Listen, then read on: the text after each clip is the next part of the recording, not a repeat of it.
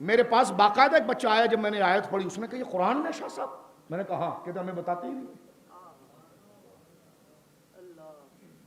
کہتے اس طرح اللہ نے شان بیان کی ولیوں کی؟ میں نے کہا جی ہاں۔ میں نے کہا اس سے بڑی بات میں نے کہا آپ کو کیا سمجھایا؟ کہنے کہ ہمیں تو یہ سمجھایا گیا کہ سب برابر ہیں اور عزت سب اللہ کی۔ اللہ کے سامنے تو ہر بندہ ذلیل ہے اور ذلیل کمتر ہے، کیونکہ ان کی توحید کی بنیاد ہی ہے۔ اسماعیل دہلوی نے اسی پر بنیاد رکھی کہ بڑے سے بڑا انسان ہو یا اللہ کا قریبی فرشتہ، اس کی عزت اللہ کے سامنے چمار سے زیادہ ذلیل ہے۔ ہم نے کہا یہ توہین ہے؟ کہنے کہ نہیں، یہ رب کی تعریف ہے، اس لیے کہ رب کے سامنے سب چمار کی طرح ہیں۔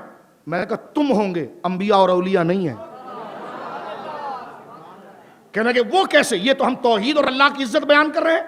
میں نے کہا اللہ کی عزت یہ کوئی اللہ کی عزت ہوئی کہ رب کی تعریف کرو اور جس کو وہ عزت دے اس کو تم لعنت کرو، اس کو تم ذلیل کرو؟ میں نے کہا سنو قرآن کیا کہتا ہے سورہ آل عمران میں۔ اللہ فرماتا ہے، قاعدہ اس سے سمجھیے کہ قل، اے حبیب کہیے، اللہم، اللہ جو ہے مالک الملک، وہ ملکوں کا مالک ہے، تؤتی الملک من تشاء، جسے چاہتا ہے وہ ملک دیتا ہے، وتنزع الملک ممن تشاء، جس سے چاہتا ہے وہ ملک چھین لیتا ہے، وتعز من تشاء، جسے چاہتا ہے وہ عزت دیتا ہے، وتذل من تشاء، جسے چاہے وہ ذلیل کرتا ہے۔ میں نے کہا قرآن نے واضح کر دیا کہ جسے وہ عزت دے اسے ذلیل نہیں کرتا، اور جسے ذلیل کرے اسے عزت نہیں دیتا۔ اب آپ کون سی توحید بتا رہے ہیں کہ اولیاء ذلیل ہیں؟ یہاں تو قرآن نے واضح کر دیا وَتُعِزُّ مَن تَشَاءُ، ہم جسے چاہیں عزت دیں، وَتُذِلُّ مَن تَشَاءُ۔ کیا معنی ہوا؟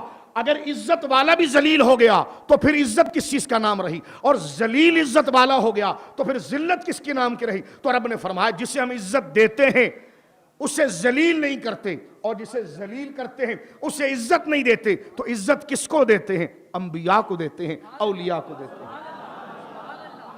تو لہذا اب ذہن سے یہ بات نکال کر پھینک دیجئے کہ اولیاء کی کوئی قدر و عزت نہیں ہے، العیاذ باللہ۔ قرآن نے واضح کر دیا، اب تیری بات کو ہم مانیں یا قرآن کی بات کو مانیں، قرآن نے واضح کر دیا کہ جسے خدا عزت دیتا ہے اسے ذلیل نہیں کرتا۔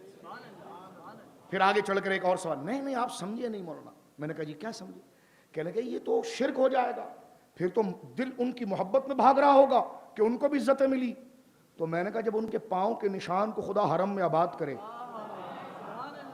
اور پھر اپنے کلام میں کہے وَاتَّخِذُوا مِن مَّقَامِ إِبْرَاهِيمَ مُصَلًّى، نماز خدا کی پڑھنی تھی، اللہ فرماتا ہے آؤ اس پتھر کے قریب آ کر نماز پڑھو جس پتھر پر ابراہیم کے پاؤں کے نشان لگے۔ میں نے کہا تو مسلمان ذرا یہ بتا، جب تو یہ آیت پر پہنچے گا اور تو یہ آیت پڑھے گا کہ اللہ ان کے پاؤں کے نشانوں والے پتھر کو اپنی عبادت کا اور اپنے قرب کا باعث بناتا ہے، بتا اس وقت تیرے دل میں ان کی عزت بڑھے گی یا گھٹے گی؟